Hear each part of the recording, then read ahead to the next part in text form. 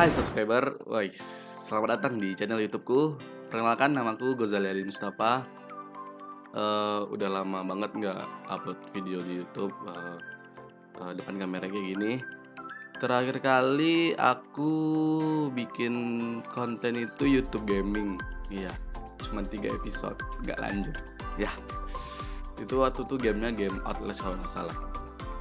Dan di channel ini ada konten baru, namanya Pengen Cerita. Jadi terinspirasi dari channelnya Majelis Lucu Indonesia, yaitu pengen siaran sama channelnya Frenion gitu kan. Jadi terinspirasi dari channel mereka berdua sih. Oh ya, jangan lupa di subscribe ya channel ini biar saya semakin semangat bikin videonya. Oke? Semuanya kerja sendiri, video tag-nya sendiri, ngeditnya sendiri. Oke, jadi dengan kalian subscribe akan membuat saya semakin semangat. Siap. Di konten kali ini tujuannya sih pengen cerita tuh pengen nge-share aja sih, kayak membahas tentang yang lagi tren, terus game apa sih yang lagi tren, teknologi apa, terus yang berita apa sih lagi panas gini kan. Ya mengikuti alur aja sih sebenarnya.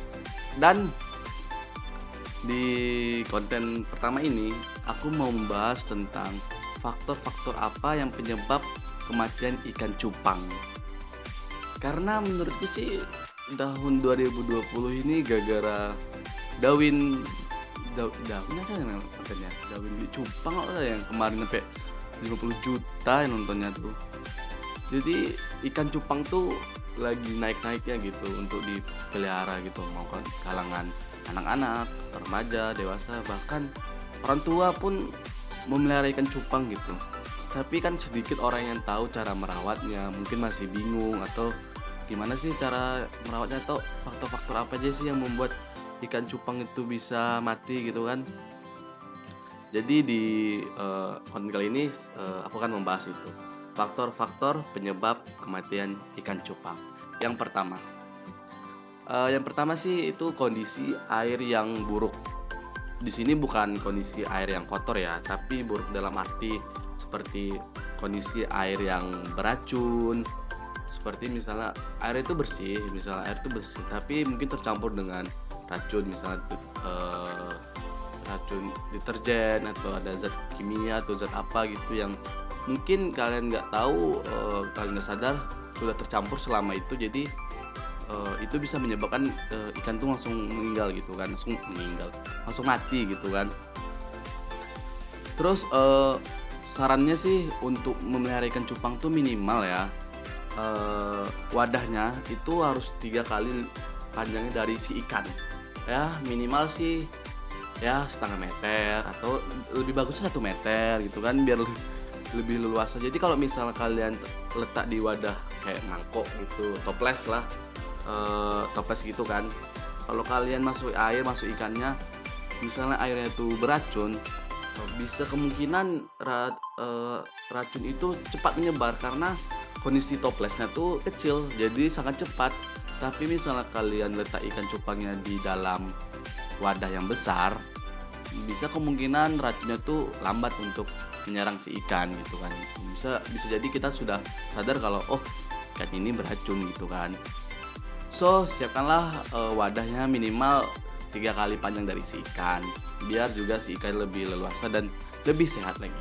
Kedua itu suhu air yang terlalu dingin.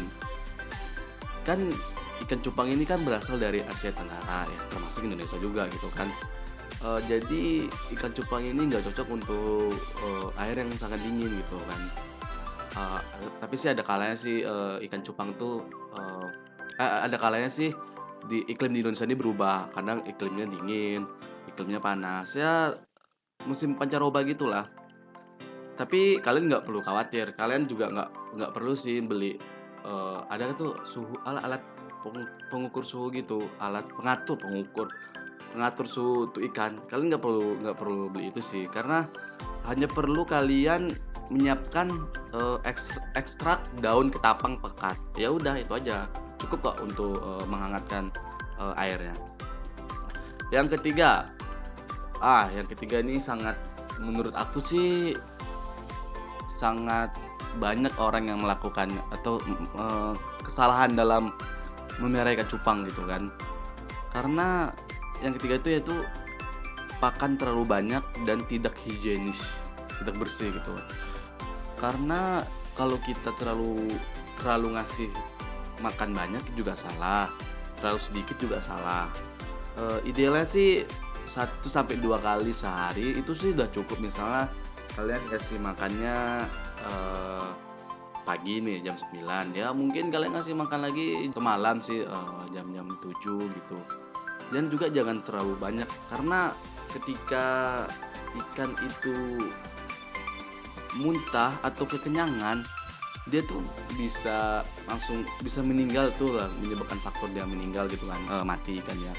Terus juga ketika kan ada sih pakan itu kan ada pakan beli, ada pakan cari kan. Misalnya kalau pakan beli itu kayak pelet gitu kan, kalau pakan cari kan kayak jentik-jentik. Kalau kalian misalnya ngasih makan ikan cupang kalian jentik-jentik, kondisikan air jentik itu kan di air kan, di genangan air. Nah, kondisikan kalau air itu jangan sampai masuk ke dalam wadah ikan kalian, karena itu bisa menimbulkan racun dan menyebabkan ikan kalian mati gitu.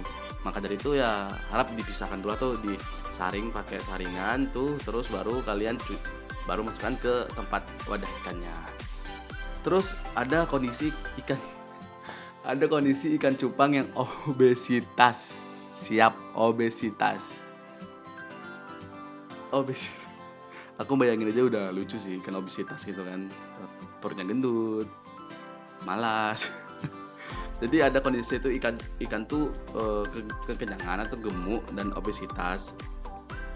Ikan tersebut bisa lebih mudah terserang penyakit dan umurnya sih bisa sangat-sangat pendek sih. Maka dari itu kondisikan jangan terlalu banyak dan jangan terlalu sedikit ngasih makan ikan gitu. Oke, yang terakhir, ini terakhirnya paling penting nih. Ikan mengalami stres. Sebenarnya sih yang 3 di atas tadi itu udah bisa buat ikan stres sih. Cuman ada faktor lain yang sering nampak sih. Karena kan kadang kita pun udah memberikan wadah yang besar, airnya bersih, makannya teratur dan secukupnya, tapi ada faktor lain yang membuat dan kita nggak sadar kalau ikan tuh bisa stres karena hal sepele. Iya, kan ikan cupang tuh kan bisa diadu gitu kan sama ikan cupang lainnya. Jadi kan kalau dia diadu atau sering tuh kita kasih cermin gitu kan, kita kasih cermin tuh dia kan mengembangkan sirip insangnya sirip sini ya. Sirip insangnya gitu kan, gini-gini. Maka dari itu yang harus dihindari gitu kan. Kalau bisa jangan letakkan kaca di dekat ikannya, atau jangan letakkan ikan lain, cupang lain sebelahan. Kalau bisa kasih sekat biar ikan tuh nggak stres, karena kalau ikan tuh mengembangkan apa sih namanya